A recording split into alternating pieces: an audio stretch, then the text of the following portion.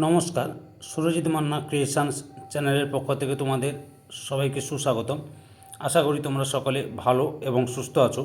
আমি তোমাদের জন্য এই ভিডিওটিতে তুলে ধরছি 2025 সালের ফার্স্ট ইউনিট টেস্ট তথা প্রথম পর্যায়ক্রমিক মূল্যায়ন তথা ফার্স্ট সামেটিভ ইভ্যালুয়েশনের জন্য ক্লাস 9 তথা নবম শ্রেণীর ছাত্রছাত্রীদের জন্য রায় অ্যান্ড মার্টিন এর প্রশ্ন বিচিত্রার জীবন বিজ্ঞানের থেকে এক সেট প্রশ্নপত্রের সম্পূর্ণ সমাধান করছি।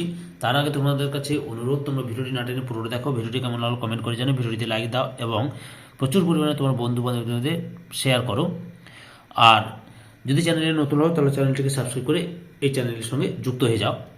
তোমাদের এক সেট প্রশ্নপত্রের সমাধান করার আগে আমি তোমাদের সামনে প্রথম পর্যায়ক্রমিক মূল্যায়নের কোন কোন বিষয়গুলি অর্থাৎ জীবনবিজ্ঞান বিষয়ের কোন কোন অধ্যায়গুলি পড়বে এবং তার প্রশ্নের মান কীরকম বা প্রশ্নের বিন্যাস কীরকম থাকবে সেই নিয়ে একটু আলোচনা করছি। তোমরা পুরো ভিডিওটি লক্ষ্য করো।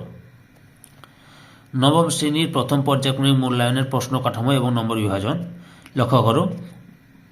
এই যে অধ্যায়গুলো রয়েছে জীবন ও তার বৈচিত্র্য, প্রথম অধ্যায় জীবন ও তার বৈচিত্র্য। এখানে তোমাদের 2 নম্বরের এমসিকিউ প্রশ্ন থাকবে, 2টি করতে হবে। 5টি এমসিকিউ 5 নম্বরে থাকবে। তারপরে 5টি এসিকিউ প্রশ্নের উত্তর দিতে হবে। 6টি এসিকিউ প্রশ্নের উত্তর আরেকবার বলে দিচ্ছি। জীবন ও তার বৈচিত্র্য থেকে 2টি এমসিকিউ প্রশ্নের উত্তর দিতে হবে, 5টি এসিকিউ প্রশ্নের উত্তর দিতে হবে, 2টি 2 নম্বরের প্রশ্নের উত্তর দিতে হবে এবং 5টি 1 নম্বরের প্রশ্নের উত্তর দিতে হবে। এই করে মোট 16 নম্বর থাকবে এবং মোট প্রশ্ন সংখ্যা 10টি থাকবে। আর জীবন সংগঠনের স্তর এই অধ্যায় থেকে 5টি এমসিকিউ প্রশ্নের উত্তর দিতে হবে, 6টি এসিকিউ প্রশ্নের উত্তর দিতে হবে, তারপরে হচ্ছে 4টি 2 নম্বরের প্রশ্নের উত্তর দিতে হবে এবং 5টি 1 নম্বরের প্রশ্নের উত্তর দিতে হবে। এই করে 24 মার্ক থাকবে, মোট 16টি প্রশ্ন থাকবে এখানে।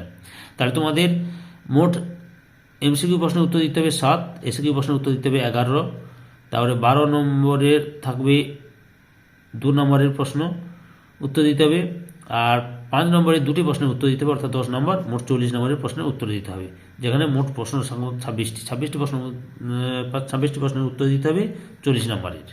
বুঝতে পেরেছ? এরপরে আমি ফার্স্ট সেটের প্রশ্নপত্রের উত্তরগুলো নিয়ে আলোচনা করছি। প্রথম সেটটি রয়েছে বা 1 নম্বর মডেল সেট রয়েছে Alipurduar new town girls high school. এই স্কুলে যে প্রশ্নপত্রের সেটটি রয়েছে সেই সেটের সম্পূর্ণ সমাধান করছি। বিভাগ কয়? 1-এর দাগে সঠিক উত্তরটি নির্বাচন করো। 1-এর দাগে প্রথম প্রশ্ন, বায়োলজি শব্দটি প্রথম প্রণয়ন করেন অপশান সিতে ল্যামার্ক। 2 নম্বর প্রশ্ন, উভচর উদ্ভিদ বলা হয় অপশান বিতে মস গোষ্ঠীকে। 3 নম্বর প্রশ্ন, প্রোটিনের গঠনগত একক হল অপশান এতে অ্যামাইনো অ্যাসিড। 4 নম্বর প্রশ্ন, প্রদত্ত কোনটি মাইক্রো এলিমেন্ট এর উদাহরণ অপশান ডিতে এমও অর্থাৎ মলিবডেনাম। কী হবে? মলিবডেনাম। এরপরে 5 নম্বরে অ্যান্টিজেরোপথ্যালমিক ফ্যাক্টর হল অপশান সিতে ভিটামিন এ। 6 নম্বর প্রশ্ন, বেমতন্তু গঠনে সাহায্যকারী কোষ অঙ্গাণুটি হল অপশান এতে সেন্ট্রোজোম। 7 নম্বরে প্রদত্ত কোনটি পার্শ্বস্থ ভাজক কলার উদাহরণ অপশান বিতে কর্ক ক্যাম্বিয়াম। এরপরে বিভাগ ক্ষয়ে 2-এর দাগে একটি বাক্যে উত্তর দাও, যে কোনো 3টি। প্রথম প্রশ্ন হচ্ছে ট্যাক্সোনমি শব্দটি প্রথম কে ব্যবহার করেন? উত্তরটি হবে Augustin P de Candolle. Augustin P de Candolle. 2 নম্বর প্রশ্ন, কেঁচো কোন পর্বের প্রাণী? না অ্যানিলিডা পর্বের প্রাণী। 3 নম্বর প্রশ্ন, গুয়ানিনের সঙ্গে সাইটোসিন কয়টি হাইড্রোজেন বন্ধনী দ্বারা যুক্ত থাকে? 3টি। 4 নম্বর প্রশ্ন, বায়ু গহ্বরযুক্ত প্যারেনকাইমাকে কি বলে? না অ্যারেনকাইমা বলে। এরপর 3-এর দাগে শূন্যস্থান পূরণ করো, যে কোনো 2টি।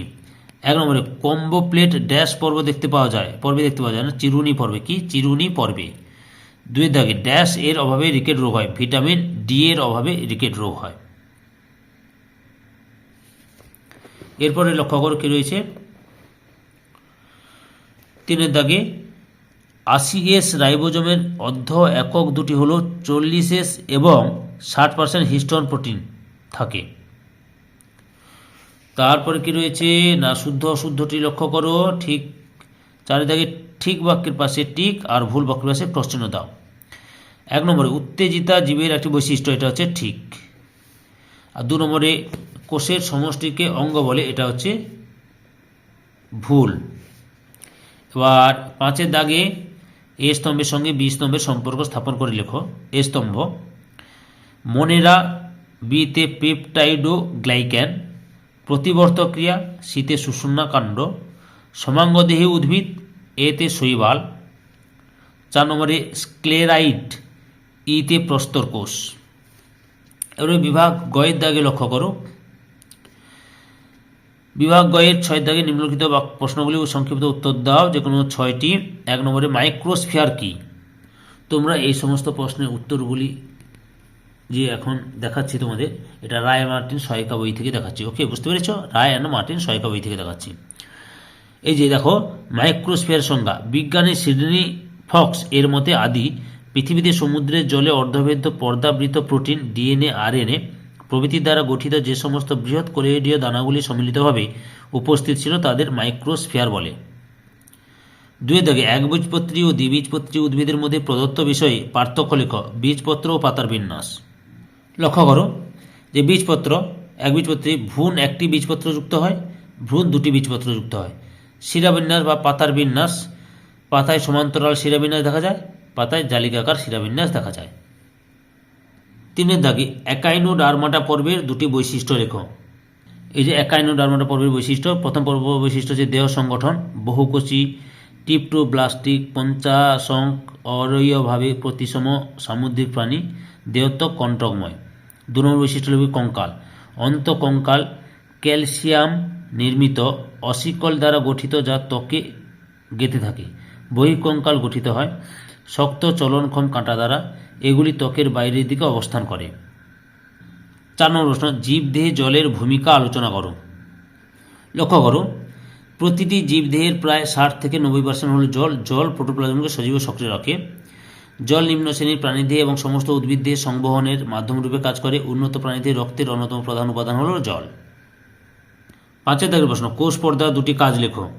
লক্ষ্য করো, কোষ পর্দার কাজগুলি, অনেকগুলো কাজ আছে, তার মধ্যে আমি 2টি বলছি। আকৃতির প্রদান, প্রাণী কোষকে নির্দিষ্ট আকৃতি প্রদান করে। প্রভেদক ভেদ্য পর্দা, কোষ পর্দা প্রভেদক ভেদ্য হওয়ায় নির্দিষ্ট নির্বাচিত পুষ্টি পদার্থ ও অন্যান্য পদার্থের আদান প্রদানে সাহায্য করে। 5টি কাজ দেখলাম, তোমরা যে কোনো 2টি তুলে ধরবে। ওকে। 6 দাগে যোগ কলার 2টি গঠনগত বৈশিষ্ট্য লেখো। লক্ষ্য করো, যোগ কলার বৈশিষ্ট্য, প্রথমে প্রচুর পরিমাণে ধাত্র এবং অল্প পরিমাণে কোষ ও তন্তু দ্বারা গঠিত। কোষগুলি বিচ্ছিন্ন বা এলোমেলোভাবে ধাত্রে ছড়িয়ে পড়ে থাকে। আন্তঃকোষীয় স্থান বেশি এবং তা তরল, অর্ধতরল বা কঠিন ধাত্র দ্বারা পূর্ণ থাকে। এই কলা ভ্রূণের মেসোডার্ম থেকে উৎপত্তি লাভ করে। যোগ কলায় রক্তবাহ উপস্থিত থাকে। এর মধ্যে যে কোনো 2টি তুলে ধরবে। ওকে। 7 নম্বর প্রশ্ন, ভিটামিন সি এর অভাবজনিত লক্ষণ কি কি? ভিটামিন সি এর অভাবজনিত লক্ষণ, স্কার্ভি রোগ হয়, স্বাভাবিক রোগ প্রতিরোধ ক্ষমতা কমে যায়, রক্তাল্পতা ও শারীরিক দুর্বলতা দেখা যায়। 8 নম্বর প্রশ্ন, যকৃতের কাজগুলি লেখো। যকৃতের কাজগুলি দেখো, পাচক রস ক্ষরণ পরিপাক, এটা লিখবে। আর বিপাক হয়, তার সঙ্গে লিখবে রেচন এবং অনক্রমতা, অর্থাৎ গুরুত্বপূর্ণ ভূমিকা গ্রহণ করে, এত পর্যন্ত লিখবে। বুঝতে পেরেছ? বিভাগ ঘয়ে 7 দাগে নিম্নলিখিত প্রশ্নগুলি উত্তর দাও। বিকল্প প্রশ্নগুলি লক্ষণীয়। প্রথম প্রশ্নটি রয়েছে, একটি নিউক্লিয়াসের পরিচ্ছন্ন চিত্র অঙ্কন করে যে কোনো 4টি অংশ চিহ্নিত করো। বুঝতে পেরেছ? এই ছবিটা তোমাদের রাখতে হবে। দেখো, নিউক্লিওলাস, নিউক্লিয় পর্দা, নিউক্লিয় জালিকা, নিউক্লিয় প্লাজম, নিউক্লিয় ছিদ্র, এই অংশগুলো চিহ্নিত করতে হবে। বুঝতে পেরেছো? এই ছবিটাকে এগুলো চিহ্নিত করতে হবে। অথবাতে রয়েছে, একটি মাইটোকন্ড্রিয়া পরিচ্ছন্ন চিত্র অঙ্কন করে যে কোনো 4টি অংশ চিহ্নিত করো।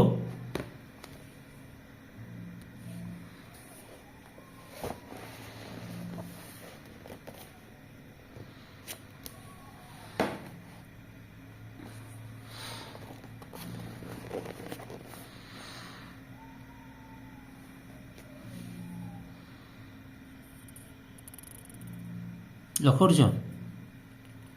মাইটোকন্ড্রিয়াল এই ছবি, ডিএনএ দেখাবে, পেরি মাইটোকন্ড্রিয়াল স্পেস, ক্রিস্টি, অন্তঃপর্দা, বহিঃপর্দা, পার্সনের অধঃক্ষক, বুঝতে পেরেছ? এই ছবিটা দেবে, সুন্দর করে আঁকবে।